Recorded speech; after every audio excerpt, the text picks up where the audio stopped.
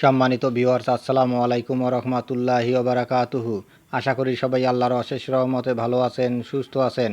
এই চ্যানেলে আরেকটি নতুন গুরুত্বপূর্ণ ভিডিওতে আপনাদের সবাইকে স্বাগতম। আজকে আলোচনা করব পঞ্চম গণবিজ্ঞপ্তির চূড়ান্ত সুপারিশ নিয়ে, যা জানালো এনটিআরসি-এর সচিব। বিস্তারিত থাকছে ভিডিওতে। এই ভিডিওটি দেখার আগে যারা এই চ্যানেলে একদম নতুন, তারা অবশ্যই চ্যানেলটি সাবস্ক্রাইব করে পাশে থাকা বেল আইকনটি প্রেস করে দিন।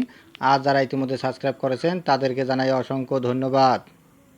পঞ্চম গণবিজ্ঞপ্তির চূড়ান্ত সুপারিশ নিয়ে যা জানালো এনটিআরসি-এর সচিব।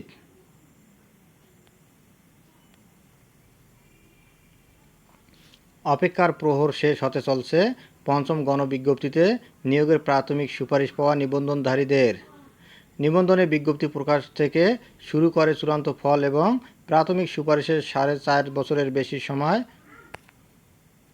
পর শিক্ষক নিয়োগের চূড়ান্ত সুপারিশ পেতে যাচ্ছেন 17তম নিবন্ধনধারীরা। যদিও 16তম শিক্ষক নিবন্ধনে উত্তীর্ণরাও এই গণবিজ্ঞপ্তিতে আবেদন করেছেন। পঞ্চম গণবিজ্ঞপ্তির চূড়ান্ত সুপারিশ কবে করা হচ্ছে, এমন প্রশ্নের জবাবে বেসরকারি শিক্ষক নিবন্ধন ও প্রত্যয়ন কর্তৃপক্ষের এনটিআরসি-এর সচিব ওবায়দুর রহমান আজ বুধবার বেলা 12:30টায় দ্য ডেইলি ক্যাম্পাসকে বলেন, চূড়ান্ত সুপারিশের লক্ষ্যে আমরা কাজ করছি। সব কিছু ঠিক থাকলে আজই চূড়ান্ত সুপারিশ করা হবে। প্রার্থীদের চোখ এবং কান খোলা রাখার পরামর্শ দিয়েছেন তিনি।